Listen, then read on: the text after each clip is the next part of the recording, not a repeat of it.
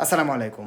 বাংলাদেশ পাকিস্তানের one day series শুরু হওয়ার পর থেকে একটা বিষয় খুব ভালো করে লক্ষ্য করলাম যে পাকিস্তানের পক্ষে যারা সমর্থন করছেন, মাঠে পতাকা নিয়ে যাচ্ছেন, তাকে জঘন্যভাবে ট্রল করা হচ্ছে যে তারা পাকিস্তানের বীজ, পাকি বীজ, জিন্নার সন্তান, দালাল, এগুলো, হ্যাঁ, আরও জঘন্যভাবে। যাই হোক, আপনাদের কাছে আমরা একটা প্রশ্ন, যখন বাংলাদেশ অন্য কোনো কান্ট্রিতে খেলতে যায়, সেই দেশের মানুষ যখন বাংলাদেশকে সমর্থন জানায়, বাংলাদেশের পতাকা নিয়ে গ্যালারিতে ঢোকে, তখন তো ঠিকই খুব সুন্দর করে হাততালি দেন যে হ্যাঁ, ক্রিকেট জেন্টেলম্যানের খেলা, আমরা ভাই ভাই, এগুলো বলেন না? যদি পাকিস্তানেও আজকে বাংলাদেশে খেলা হইতো, সেখানেও তো তাদের দেশে কিছু মানুষ বাংলাদেশের পতাকা নিয়ে গ্যালারিতে যাইতো না? তখন তো ঠিকই বাহবা দিতেন, হাততালি দিতেন। তাহলে আজকে কেন এগুলো হচ্ছে? এই যে এই সমর্থন দেওয়া, এর মানে কি?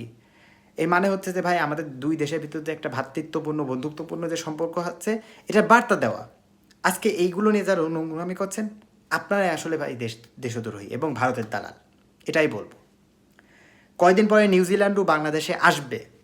বাংলাদেশে কিছু সাপোর্টার দেখবেন না আপনি যে তাদের পক্ষে সাপোর্ট দিচ্ছে? দেখবেন না গ্যালারিতে নিউজিল্যান্ডের পতাকায় কেউই থাকবে না, একেবারেই নাই হয়ে যাবে। পৃথিবীর যে প্রান্তেই খেলা হোক, দুই দলের সমর্থক সব জায়গায় পাবেন আপনি। তবে এইটা নিয়ে যারা নোংরামি করছে, এদের মস্তিষ্ক